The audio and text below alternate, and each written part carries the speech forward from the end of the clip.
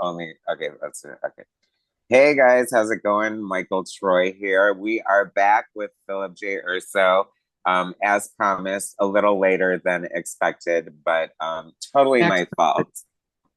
Totally my fault. It's really hard. It's much easier to watch 1.5 hour show a week than it is to watch a full season of 13, 22-ish minute episodes.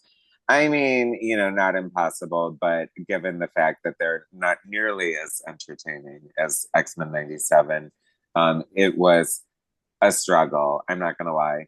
And thank God you're here to help me navigate the season because I feel a little bit like I was cramming for an exam and I probably retained like 60% of it. So you're going to have to refresh my memory a little bit. But I had a lot of like very fun moments from it. And what we're talking about is, we had recapped the X-Men 97 season, and to fill the void, we're gonna recap the old cartoon that I had never really watched and get our reaction and our critique of that until X-Men 97 comes back, which I just saw that they announced, I forgot his name, but they announced the new like head writer for season 3 or for the next season. And Yes. it kind of made me sad just because I mean, there was that hope against hope that Bo DeMeo was coming back, but I guess not. Well, or at least at the very least, that season two was already written, but now they're making apparently script changes, which I'm kind of not comfortable about that because he had such a handle on season one. I thought we'd at least get one more full Bo season. Yeah, I know. Yeah, that would be nice. Just like, yeah, hopefully they handle it well. I know I'm so nervous. I feel like we have so much stake in this. Well, I Mm-hmm. mean, it's true. I feel like any show that has a really strong, solid first season is in enough danger of like dropping the ball in the second season without like its strong showrunner and losing Bo. I mean, it could go either way at this point. So let's hope for the best. Let's hope for the I mean, best. I don't know. that survived the sophomore year. Friends was better season two. Dexter was better season two, in my opinion. True Blood was better season two. Buffy the Vampire Slayer is better season two. Good point. And like the Golden Girls just kept getting better and better. So I mean, It's good though. I mean, there wasn't a bad season. yeah, that's so true. I know there really wasn't. Melrose Place got better season two. Oh my God, Melrose Place for sure. Well, I mean, I feel like with the advent of Heather Locklear, like, I mean, that's when the show really took off. And that was obviously season 2. Yeah, season 1 was super boring. She wasn't cool in season one. She was like a Billy Stalker for that. She was just somebody to prop up his. She didn't come into her own Woodward until season 2. Did you know? And if you didn't know, you're probably going to gag right now, but they're doing like some sort of like new Melrose Place and like Daphne Zuniga and who's aged amazingly, by the way.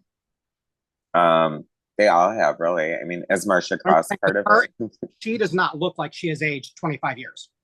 They have to bring back Kimberly with the scar on her head and everything. Like that was the most epic thing in television. Until she blew up.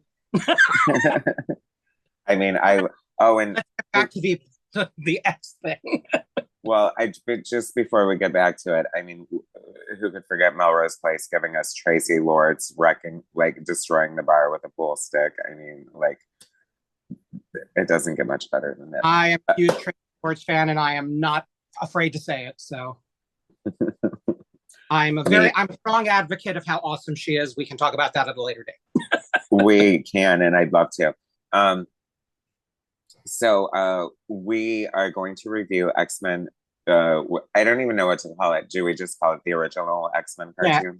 Yeah, the animated the X-Men. There you go. X-Men the animated series, season 1. So which episode 1 was? The Sentinels episodes. The Sentinels. I have to say, like, there was a lot of Sentinels, and I'm kind of like, there's the new X-Men comic came out this week, and there's some Sentinels thing happening. I'm kind of over the Sentinels. Like, I don't feel like they're the best villains for the X-Men. They're just big ass robots. I mean, like, how interesting is that? I feel like they could easily take the X-Men. So, But it makes no sense that somebody like Storm or Havoc or whatever couldn't just, fry a bunch of them all at once, yes, I agree with that 100%. I And have to, Magneto, when Magneto's around them, I mean, that's why they had to make plastic Sentinels in the finale. Not that I want to jump ahead, but that never made sense to me because I'm like, but they're still firing lasers. There has to be like wiring in there, and wiring has metal. If they were all plastic, how were they flying and using, booster jets and firing lasers? If they were all, they'd melt. well, I mean, I feel like there was a lot of, crazy shit happening that, didn't make 100% sense. But I don't know if I can even handle like recapping it structurally because I keep like having memories of different flashbacks of different things throughout the season that stood out to me. But anyway, so what happened with the Sentinels? They just kind of like They abducted Jubilee at the mall. Storm, Rogan, Gambit basically rescued her. right. At that point, it's established, and this becomes a continuity thing later. The X-Men have not revealed their identities to the public because Professor X says it to flat out to Jean. Jean, I knew the presence of the X-Men, or would be revealed one day, but not like this because it's all over the news. But that is proven to be not accurate years later when we deal with past members of the X-Men. Yeah, that's kind of interesting because I feel like, I mean, the X-Men didn't seem like they had like a super public identity like when Claremont was writing them. I mean, up until, I mean, never really. Like, well, I mean, I guess, in God Loves Man Kills, obviously they had like a public spotlight but I feel like they kind of like people knew that there was a school for gifted youngsters, but they didn't know that they were mutants there, right? They started, I mean, I know that they started to become like worldwide known, at least somewhat, because Kitty knew who the X-Men were when Storm introduced herself to them. And she says, have you ever heard of the X-Men? And she said, sure, they're superheroes like the Avengers or Fantastic Four. They were just in some big fight in Scotland. Mm-hmm. But Okay, they weren't considered like public enemy number one until closer to when we started reading around in the 160s, because in the 150s, they had tried to erase their identities in the Pentagon computers. And it looked like they basically trashed the Pentagon while they were fighting Rogue when Rogue was still evil. yeah, And then so they were considered kind of like, public enemy. And Sebastian Shaw saw to it that they were publicly shown as like vandals when they broke into the Hellfire Club. He said he was going to make it his mission to make the X-Men public enemy number one. So it kind of started in Claremont Byrne, but it really picked up in Cockrum's reappearance, and then definitely by God Loves Man Kills. Yeah. It's kind of weird. Like, I wonder why the X-Men and the Hellfire Club hated each other. Like, they were all mutants. Shouldn't they have just tried to work along? Like, it's weird how the good mutants fought the evil mutants rather than, you know what I mean? Like, because there are selfish mutants. They wanted wealth. They wanted their powers to make them wealthy. They wanted to exploit other mutants. They wanted to take over. They didn't want to live peacefully. They wanted to take over, which is why I was never down with Emma all of a sudden becoming headmaster at the school of a bunch of people she tried to kill and torture. I get the fact that she stopped trying to do that and they say, okay, let's be allies. But the fact that they made her headmaster, that Scott married her, that just was, those were just shark jumping moments for me in X-Men history. Yeah, you can, and that's what I realized, like, reading the new X-Men that just came out this week. Like, this is not our X-Men, and that's okay. Maybe it's just time to like give it up and just realize that I'm not the audience for the X-Men of today. You know what I mean? Like, they don't talk like I want them to talk. They don't act like I want them to act. It's just like, I don't know. I think the cartoon captures their essence better, but it takes place in '97. Maybe that's why we like it. Yeah, I guess so. I know, and it's like I don't want to hate on it just because it's new and different. You know what I mean? It's like I'm sure that there were a possible naysayers about the all new, all different X-Men. How dare they replace, Jean and Scott and Warren and Bobby and Hank. I mean, Yeah, I mean, I know the X-Men is all about redemption because look at Magneto. Yeah. He did but they also had like laid the seeds for him for a really long time by establishing that he and Professor X were friends before. Um, his resurrection when he went from child to adult was supposed to, and then Moira messed with his genetic code, blah, blah, blah. But, he little by little, but I just thought with Emma, it was very quick. And like I said, for them to make her an ally, fine. For them to make her a team member, fine. For them to make her headmaster and Scott's wife, that was where I just was like, because, she kind of was responsible for Dark Phoenix becoming a thing. She and Mastermind manipulated who they thought was the real Jean Grey, got rid of those psychic circuit breakers, which is what caused Jean Grey at the time to go cuckoo for Cocoa Puffs. And then goodbye, Planet of Asparagus people.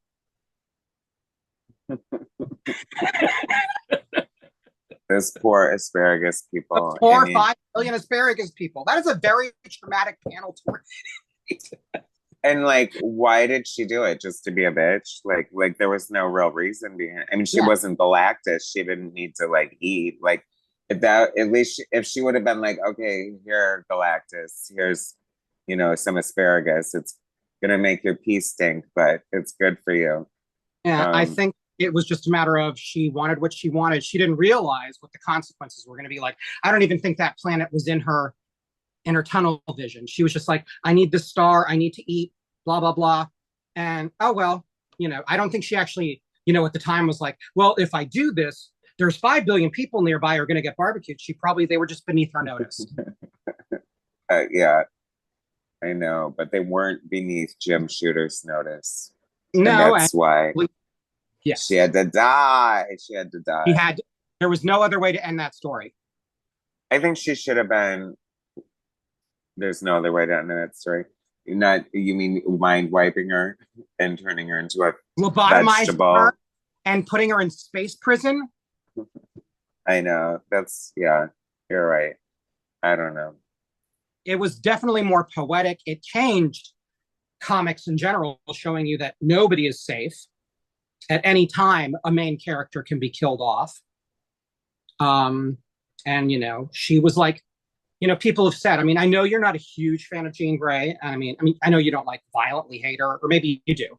But, it's funny. I did have a Phoenix birthday cake when I was young. So I must have loved her to an extent. Like I did absolutely fall in love with, when I discovered Claremont and Burns Run, I did fall in love with her pretty much. The Phoenix, like I love the Phoenix, like, yeah. But like, I could care less about like the Scott and Jean relationship and all that crap. But, there's a scene, I think in a current comic somebody posted where Storm says to Jean, you are the X-Men. You're like the heart and soul. Now, to me, I think Storm is, but I can see why she say Jean was, because she kind of was the first X person. Because, Xavier recruited her when she was a kid after her friend Annie got hit by the car. Recruited her. He did. Depending on what's been retconned when, I'm I mean, he might as well have picked her up at the mall in a van. Here's my question to you. I knew like the first 4 episodes probably were not, very enticing for you, because you said by episode 5, you're like, oh my God, when did it change for you? When did it start getting interesting, season 1 of the animated series?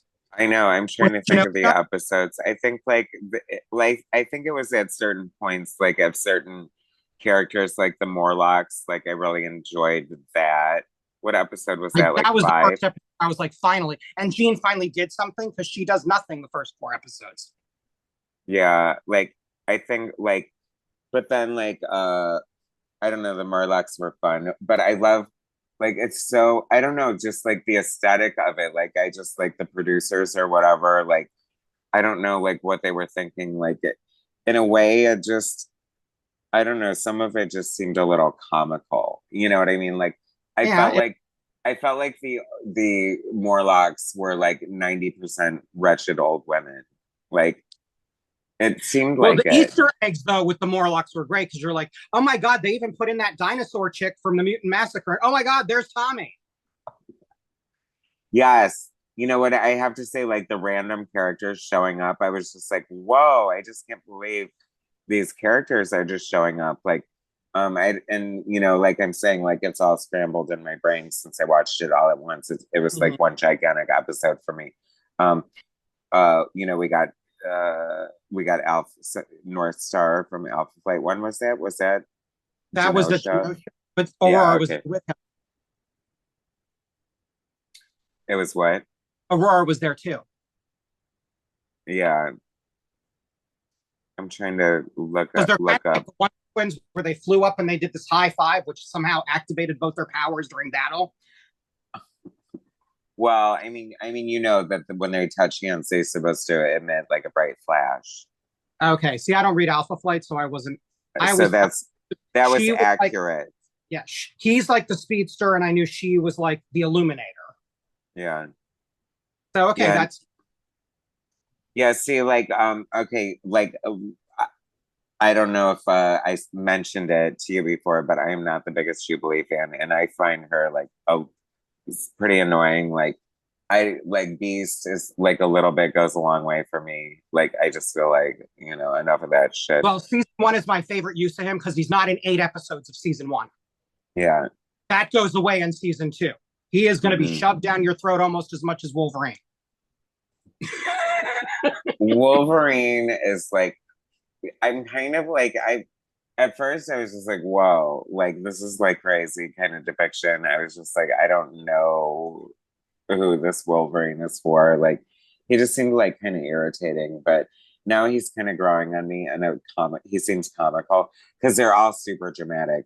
Like, what episode was it where they were like going hard on Storm's claustrophobia? Oh, was it Genosha? You know, And then they put her in the tank. See, I guess it must have been Genosha must have had an impact on me as well. But that was like comical to me in a way when it shouldn't have been. Like, just like she was like just so over the top in her like dramatics about her claustrophobia. I just thought the way they depicted that was kind of epic and like a very entertaining kind of way. well, I do like the scene where Gambit releases her and Jubilee, and she falls into his arms and says, "I knew you would rescue us." And I was like, "Oh, that actually gave me a, you know, because Yeah, everybody thought he was a traitor. Jubilee thought he was a traitor, and she's even when she was in her delirium, she said, "Gambit will save us." yeah. And even Rogue didn't have that much faith in him. I am loving Rogue. Her hair is a little spikier, don't you feel? Like, I feel like it's a little like softer curls now. It was Early definitely 90s, like late 80s, so it has to be very Aquanetti looking, you know. it's almost like Gem in the Holograms or the Misfits level, like which I don't hate, but it's just like fun to notice the difference. Well, a lot of people think that is the best rendition of Rogue, and which is why they did not embrace Anna Paquin in the movies. A lot of other people, myself included, think her depiction in X-Men Evolution is more true to the character because she's kind of like a sassy Southern belle who is like, you know, almost like a homecoming queen with gloves on. You know, where in X-Men Evolution they go more into the she's a recluse, she's goth, you know, she's kind of. But I mean, goth Rogue actually works. I know it sounds bad, but it totally works.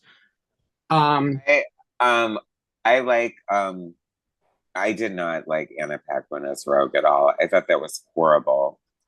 I think if they wrote her like they wrote her in the comics, she would have given a good performance. I blame somebody whose last name rhymes with Winger for making Rogue that weak. Klinger. I'm just kidding. Well, yeah, like I feel like I don't know. I didn't like Deborah Winger's take on the X-Men at all. I thought it was like, I mean, I liked it, but it felt like somebody who wasn't really a fan of the X-Men did it. You know what I mean? It's like it felt like someone. Go ahead. I don't know, like, you know, just changing the costumes into the weird leather costumes and just like, I don't know, you know what I mean? It just like, it worked. It, you know, I liked the movie, but it wasn't my favorite depiction of the X-Men. I thought the casting was pretty off. But I think they got Professor X perfect. I was fine with Hugh Jackman as Wolverine, even though I know what he's supposed to look like. He's supposed to be 5 foot. I mean, that is the one thing that people have, I think, largely accept, even Chris Claremont. You know what I mean? Like, he just sort of, even though it's not an accurate portrayal as far as Wolverine's supposed to be very little and feral and just like kind of gross and nasty in a way, Hugh Jackman made Wolverine his own in a way that nobody has ever made a character their own, and he just owns Wolverine, and he should be Wolverine. So I approve of that depiction of Wolverine 100%. They didn't do enough with Marston as Cyclops. His casting was fine. His writing was terrible. Yes, and then his grandmother Famke Jackson was cast as Jean Grey. But when you watch her, I actually really enjoyed her as time progressed. I don't know. A lot of people, when you see most polls comparing her to Sophie Turner, more people will say thumbs up Famke. I mean, but good point. Like the two portrayals of two different Dark Phoenixes, and totally throw away, just like horrible. Like not like what a waste. Like if you're gonna do Dark Phoenix, it has to be the whole movie or nothing. It can't be a subplot. Stop doing Dark Phoenix without doing Phoenix first. That's the problem they keep encountering. Right. Yeah. Let her save the universe before you make her a killer. Exactly. Yeah, give us a reason. This is what you're going to like in season 3 of the animated series, the Phoenix Saga. They have 5 episodes of that and 4 episodes of the Dark Phoenix Saga. It's a lot of Jean Grey. But after it's over, it's hit or miss when you see her. She's kind of like, she almost fades into the background for like 60% of the episodes. Her voice is like, I like her voice, but everything she says just sounds so melancholy. She's just like, she has no starch in her step whatsoever. Go on YouTube and look up the Jean-gasms, because there's a montage of all her fainting and God, Logan, help me. And, it's just, and it's like I said, it sounds very erotic, and that's why it's been, coined. I mean, no. Yeah, like it should be said that this cartoon is campy at best. I mean, just like the drama, the anatomy is like super out of control. I feel like they were kind of going for like a Rob Liefeld kind of anatomy, because it looks like some of their bodies literally look like mattresses with like matchstick heads, and like I have no idea what's happening, but it's like too much. A very popular meme out there everywhere. When Rogue is at Stonehenge with Apocalypse, and you see her shapely form from the exterior of the house, and that made so many memes. Well, I was going to ask because I realized it's obviously, was it a resurgence, or has this meme just come about in light of X-Men 97, or has this meme been going around for years of her? Years, I believe. Oh, okay. It's like a thing. Like, it's so fun. I love that. Like, and then they have one where they reverse, where you have Rogue standing over and you see Apocalypse's shapely form lying there. Oh my God, that is the best. I absolutely love that. So you've got to Google that later, because it'll make you cry. I will. And if not, I'll text it to you. There are some. Have you ever seen the Thanos in like a thong? Yes, probably. Yeah, I know. I know. Who hasn't? All right, so where are we all over the place on this X-Men season? Okay, so we had Magneto, then episode 4 is Deadly Reunion. And notice in episodes 3 and 4, it's clearly obvious Rogue has never met Magneto before. Which, of course, is proven different later in X-Men 97. I don't know. Wolverine. He was her school teacher, foster father, and boyfriend all at the same time. Was episode 6 when was he fighting Sabretooth? That was Wolverine joined the Eskimo people. Yes, I kind of actually love that episode. I liked the Genosha parts of that episode. Uh-huh. But the rest of it, I love the Morlock episode. Love the Morlock episode so That much. was a lot of fun. And except for Leech, all of a sudden he's briefly telekinetic. Um, I feel I don't, yeah, the writing is like, I don't know, it feels a little all over the place and like not really like, this could matter later. It might not matter later. This is probably really wrong for the stupid period, but here it is anyway. I just think they felt like, well, we have to show his some sort of ability out in public so Scott and Jean know he's a mutant. I'm like, just seeing a little green kid being hassled by vendors isn't going to be enough, but okay, whatever.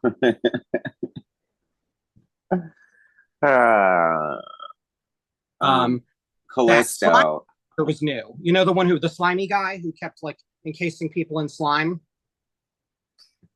in the Morlock tunnels. I don't recognize the character. I think he was an original. No, I think he was new. Yeah, I recognize Plague and was Mask? No. Mask is like in one of the crowds people. And Sunder, was Sunder part of the crowd or no? Who? Was Sunder in the crowd? Yes, Rogue beat him up. Oh, okay, good. He's like, come down and fight me fair. And then she punches him and said, that fair enough? One of my favorite Rogue moments of season 1. I love Sunder. Oh, yeah. I'm so glad he made it. And Callisto was like pretty hysterical. Like, I don't know. The depiction. And they fight with lightsabers. That was insane. Like, I'm like, that is so weird. I mean, I guess she couldn't like stab her in the heart, like in the comic book, but yeah, that was just like, wow, okay. And you had Anna Lee and Tar Baby. Although Anna Lee got a serious power upgrade. You know, between Tar Baby and the episode 7 Slave Island, I don't know how well this is holding up. But episode 7, it was, notice how they made Jubilee a lockpick all of a sudden. I'm like, why are we taking that away from Storm? Oh, I was so annoyed by that. I'm so glad you brought that up. That literally took me out of the whole, like, out of my life if this is a simulation, because I was so mad that they randomly, like, why Julie, who's never ever been a pickpocket, and Storm, who is that is her thing.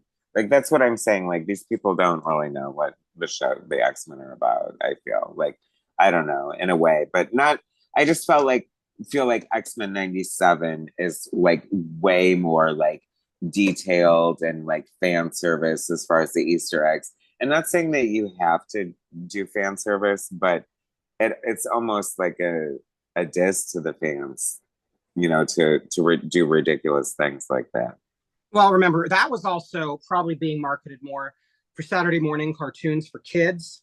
Right. They were counting on adults who read the books to read it, but they wanted to bring in children, so they had to write it a little lighter. I mean, X-Men 97, that airs at night. It's, it's not written for kids. I mean, I'm sure kids can watch it, but it's, it's cartoons are not, I mean, when I would watch Justice League Unlimited back when it first came on, I was probably pushing 30.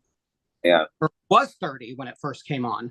And, I would probably get commentaries like, "Oh, you watch that? It's a cartoon." I was like, you don't want to know how many adults watch animated stuff now. And now I'd like an adult who doesn't watch animated stuff. I feel like there's a lot of cartoons that were sort of like the good cartoons anyway are the ones that adults can appreciate. And I don't know, like some cartoons I feel like I've watched as an adult and been like, oh, that was completely lost on me as a kid, like the adult sort of content or whatever.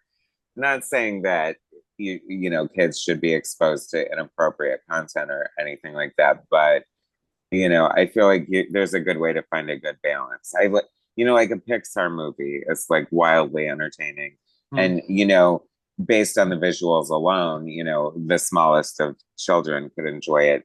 But there's like so much there because they really focus on the story. And that's what I feel like, the care and attention to detail in the story seems a lot more prevalent in X-Men 97 than this hodgepodge of whatever the hell is happening. in this first season of X-Men. Okay, so go ahead. Now Mystique Rogue, how did you feel like that played out? Because originally, I think they were writing episodes one at a time and not thinking out story arcs because one, Rogue does not recognize Pyro, Blob, or Avalanche, which you'll find out later in season two what. And two, Mystique shoots Rogue to, get away. And we're like, and then, okay, maybe she knew what Rogue's capabilities are, but she acts like she doesn't give a do darn diddly about her. But then we see 3 episodes later that Mystique is her mama. Which I wanted to gag when, like, I never, ever, ever in a million years considered that Mystique raised her in human form as a Southern woman. Like, didn't you always just assume she raised her as blue skin Mystique? And that's the part that's going to get you in season two. You see her with Rogue as always in that human form. It's like, well, you were raising a mutant to become an evil mutant to take down Miss Marvel. Why would you not show her your blue skin? It doesn't make any sense. That's like the line you didn't want to cross. I wanted to die laughing. Killer, but you want to show your blue skin. I know. It didn't make any sense whatsoever. I thought it was so crazy. I did not like that at all. I do not like, yeah, because they just seem like at odds with each other. I mean, even though I know it didn't turn out great, in the comic book, I always had the sense that Mystique really loved her and she really loved Mystique too. You know what I mean? And it would have been nice to see Destiny. I don't think Destiny makes an appearance in the show. No, it would be nice to see Destiny. I always liked that old bird. I loved her, especially when she always tried to be the voice of reason, and she kept warning Mystique about her vendetta against Xavier, why she needs to be careful around Nightcrawler, all those little Easter eggs back in the day. Mm-hmm. Wise Destiny. But I wonder if the rumor is true that, Mystique wasn't going to be his parent ever. It was all a red herring. Like, I look like I could be related to you, but I'm really not. Apparently, like Madeline Pryor was a red. She was never supposed to be more than just someone who looked like Jean. I know. I feel like, but I always like the idea of Mystique as Nightcrawler's mom. I think it's cool. Mom, dad, either or, it's fine, But oh yeah. No, yeah. Obviously, she would be the father if Destiny was the mother. But but how old was Destiny when she gave birth? 67. It was mutant genes. She had a geriatric pregnancy. Actually, yeah, that was part of her power. No. Yes. I know. I know. When did that happen? Like, it's like, it makes me think of Sarah Paulson and what's her girlfriend's name? Holland Taylor. Yes, exactly. That would be like if Holland Taylor had a baby. I love Holland, yeah. But she's not having a baby right now. No. I know. She could play Destiny. That would be good. She could. But so I'm trying to think. So then we had, what did you think of Days of Future Past? Oh, I hated it. Oh my God, I hated it so much. It was so wrong. It was like way to obliterate like one of the favorites. I'm sorry. And I felt the way about the way it was depicted in the movies as well, because you cannot it's Kitty's story. You just can't change it. You can't make it work. It's Rachel's story. You can't make it work any other way. You can't put Wolverine in there. You can't put fucking Bishop in there. Who gives a fuck about Bishop? Pardon my French. I'm so sorry. But I was so irate. I was just like, God, I hate this on every level. I'm sorry. I just couldn't stand it. It was just like, no, this is so bad. Like, why? Like, I don't know. Like, am I being too critical? There were elements I enjoyed seeing, but it just didn't. I mean, and I did like, the Brotherhood of Evil Mutants being part of it, like they were in the original. So I was happy to see them there. So that, it wasn't all bad, but I just, like I said, once you screw up the main dynamic, and I realized they had to, since Kitty isn't part of the show, but, And you God will never forbid. see in the original series, not once. But how would you have felt if they would have like just put Jubilee in the same role? I would have hated it. She goes and meets up with old Jubilee. We did get old Oh Jubilee wait, we got that. Never mind. Yeah, we in got. X-Men 97. Yeah, don't make me say the name of that episode because we promised never to say it out loud again. Like, Oh, like saying Bloody Mary times one. oh shoot. Do you have a piece of paper and a pencil handy? We're not Write allowed it down. Oh, you're not allowed. Okay. All right, I'll drop it. I know. Gosh, I must have you know, uh erased it out of my mind as like a traumatic experience. I love seeing the X-Men Art Adams poster over your shoulder. Oh yeah, that's what I made into a canvas. It's an 11 by 14. That's such a like kind of a weird depiction of them for him if you look at it closely. Yeah, Like but it's not. did Terry Austin ink that cover? Because it looks like he could have. No, he did not. Oh wait, that one. Oh, I thought that was the other X-Men poster. Do you know the one I'm talking about? Oh, okay.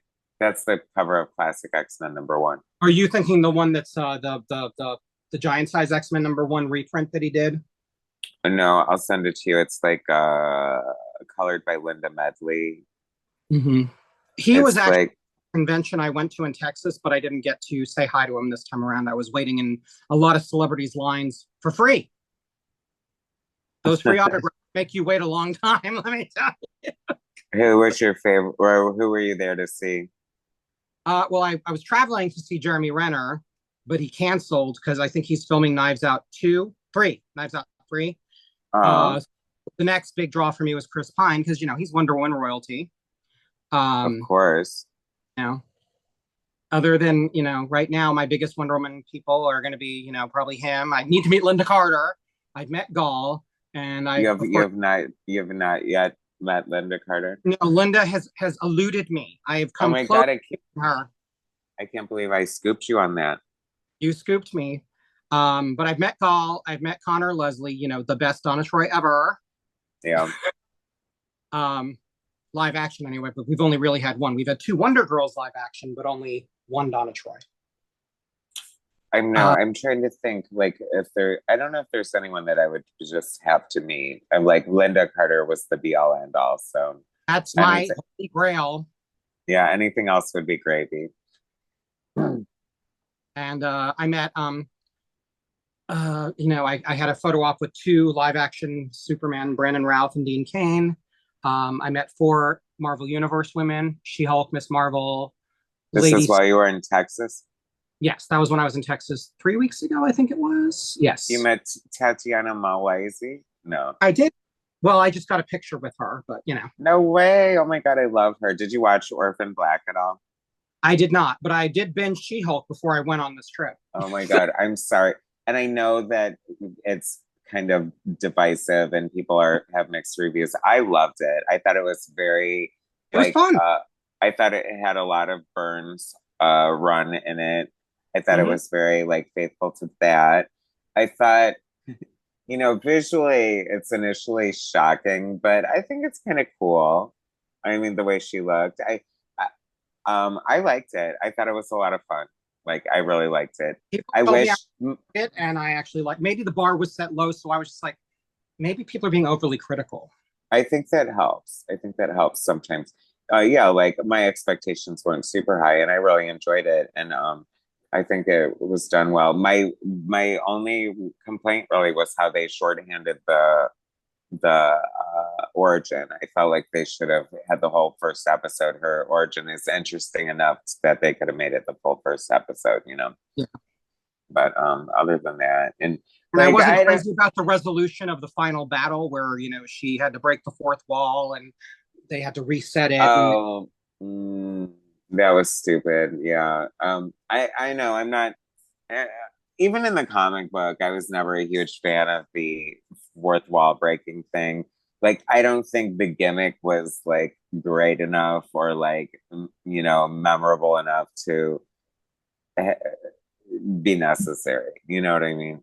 Yeah, but in her defense, a lot of people think, oh, it's taking after Deadpool. I'm like, no, She-Hulk started doing that in the comic years before Deadpool was a thing. So I know, Deadpool crazy, took that right? from her. Funny you should mention Deadpool. Oh, I have two things to show you. So, one is this, I know you're gonna die, but facsimile Deadpool #1 just By came out Fabian. this week. But it features Sasquatch from Alpha Flight and art by Ed McGuinness. So I love his art, so I had to get it. Was that his And first miniseries? it was like, I feel like it was his first regular series because Yeah.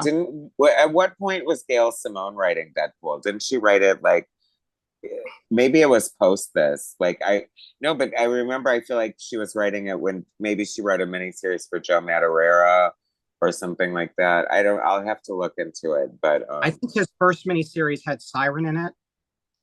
but reading this, I'm gonna do a review on it soon. But I don't know, man. It's a double-sized issue, and it could have easily been one issue. So this interesting new series came out from the Vault, Death in the Family, Robin Lives. It's like, what if uh, Jason People had Todd voted. had, yes, and it's written by J.M. DeMatteis, who's a great writer, and hit or miss for you. And I have to say, I'm not in love with it. The art is by Rick Leonardi, and it's not inked by Terry Austin, and his art always looks so good inked by Terry Austin. I haven't read it yet, so I'll let you know how the story is. But look at Barry Windsor Smith. I know you love him, but what is his best issue of X-Men?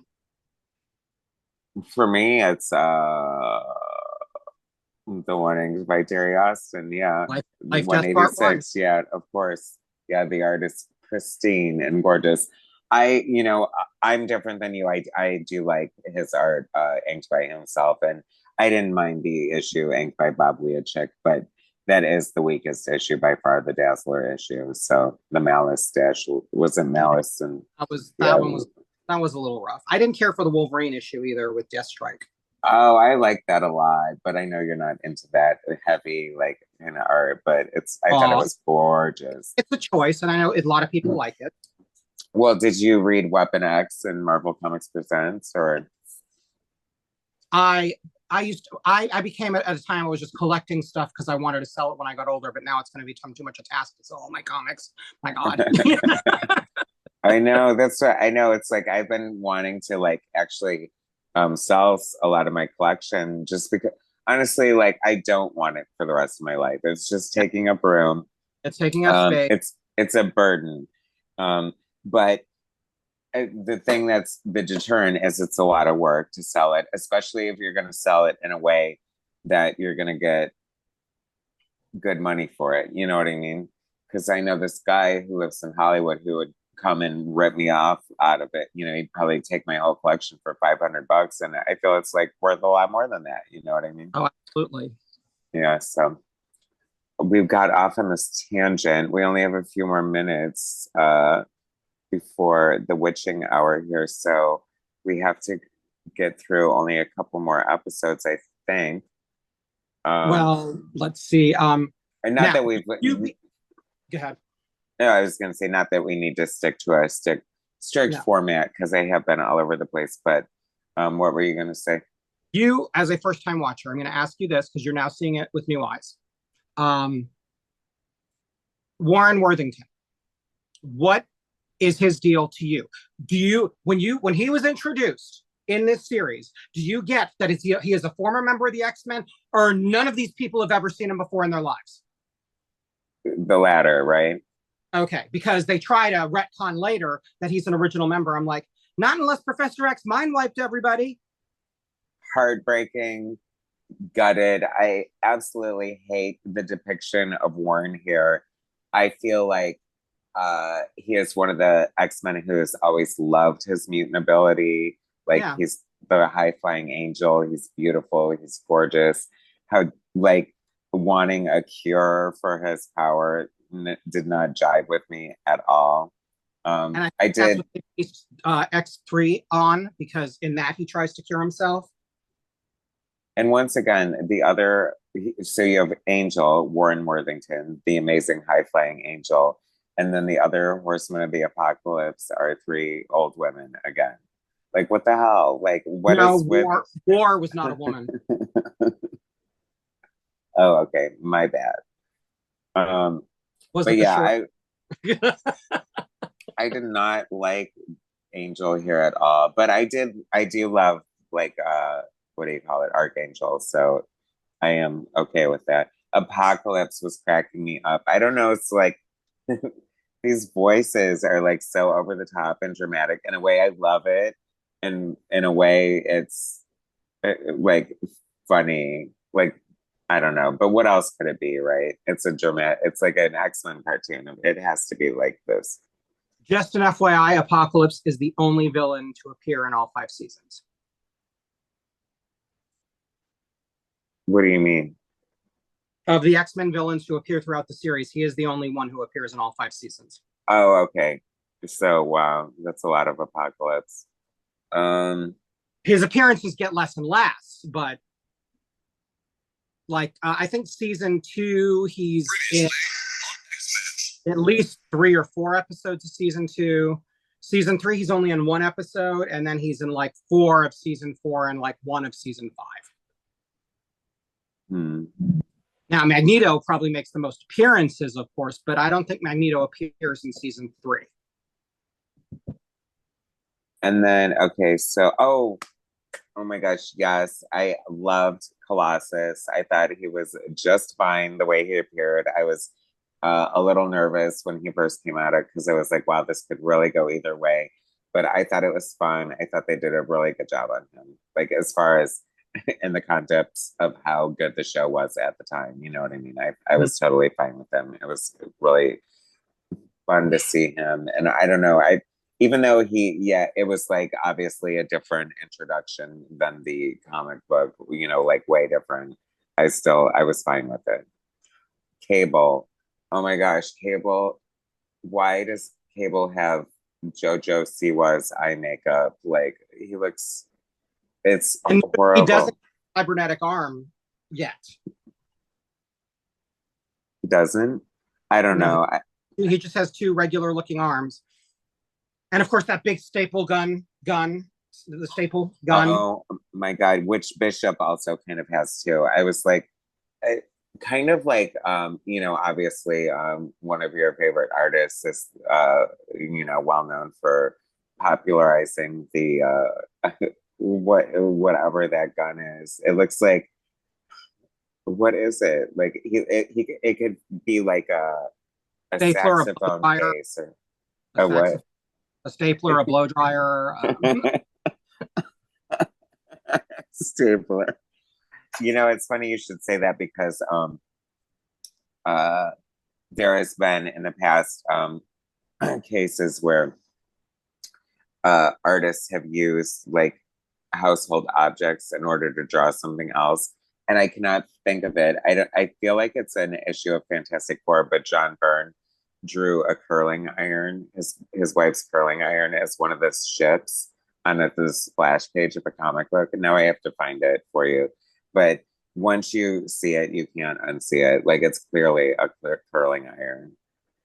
Well, I'm convinced in Empire Strikes Back, the Boba Fett ship, is a combination blow dryer and iron. I could see that for sure. That's definitely, you know, there's like I could see like some cake stands flying around the Star Wars universe. Okay, And so I guess we've covered every episode ish. ish. What did you think of the finale when they face off against Sentinels and rescue Kelly? I was like, I don't know. I was okay. I would just couldn't wait for it to be over at this point. I just I was like headed toward the finish line. I was just like, yeah. It's Um, definitely their most action-packed episode as they're like fighting thousands of Sentinels, and it's kind of cool to see how they take out. They couldn't take down one in the first episode, but now they're taking out dozens at a time. that's that it's funny you should say that because that thought actually did occur to me. I was like, there seems a lot more just sort of like throwaway action in this version of the cartoon than there is in X-Men 97. Like I feel like it's pretty consistent throughout, you know what I mean? There's a lot of scenes where there's like not tons of dialogue or like a lot happening. Like I feel like per episode, like you get about, without commercials, they're like 21 minutes each, and not a lot happens really, you know what I mean? I did like, though, Master Mold's justification for what he was doing when he said to not Kelly, who was the other one, the scientist who was supposed to operate on him, Trask, right? Mm-hmm. And he's, but I wanted to protect humans from mutants, and he's like, that is illogical. Mutants are human. I thought that was like one of the best lines because I'm like, ha ha, robot just got one on you. And he's like, oh, like, no, I didn't mean that. Like, so I was like, when it takes a robot to put you in your racist, place, what does that tell the world? That racism is a man-made atrocity. Yes, you just got owned by Skynet. That is funny. But yeah, so, I just thought it was a good line. Now, when Master Mold returns, dun, dun, dun, oh wait, no, he's dead. Oh. Somehow he develops a British accent. Hey, it happened to Madonna. But Master Mold already died once this season. I mean, he was supposed to be flooded in Genosha, and then he's all dry and fine in upstate New York. It happened to Madonna. What has I know. I want Jean Grey fished out of Jamaica Bay, and like, I don't know, the crystal ball essence. X-Men 97 in the last episode. So season 2, I'm looking forward to Dark Phoenix and Phoenix. Well, they're not. They're in season 3. But did you like that little spoiler Easter egg when they're trying to find out who the traitor in the future is, and they all think it's Gambit, and Scott, of course, being his alpha self, it can't be Jean. She's like, of course it could. I've had my dark days, or have you forgotten? That's a throwaway line because she hasn't been Phoenix yet. It is, but still chilling at the same time, right? Oh, chilling. I mean, they do that at times where like, oh, well, they're talking about, oh, wait, but that hasn't happened yet. They haven't written it into the script yet. So now we're just going to forget that line happened. But Sinister does take stage in the beginning of season 2, which I think you'll like. Sinister. I do. Yeah, you saw the ending where he's watching over Jean and Scott on the monitor. Well, I'm peeking at season 2 here, and I'm seeing Morph. I'm seeing Sinister. I'm seeing Magneto again. I'm seeing Guardian, Vindicator from Alpha Flight. You get Alpha Flight again. Oh my gosh, am I seeing Longshot? No, who's Belladonna? Yes, you do see Longshot in season 2. I'm gonna cry. Okay, so we will be back in 2 weeks, and I feel like now I'm kind of excited to want to watch this. I will do much better with season 2 than I will season 1. That was like rough. Season 2 has a continuous arc that I think will get you more invested. I feel like season 1 was like the first trimester of a pregnancy. Like I had morning sickness. I just, I was adapting to these changes in my body. And, now season 2 will be, trimester 2 will be so much easier. Anyway. Yeah, it'll get bigger. It will, before it explodes in season 3. And you get Miss Marvel in season 2. No way! Oh my god! Like we're hanging up now, so is that A Rogue's Tale episode 9? That's A Rogue's Tale.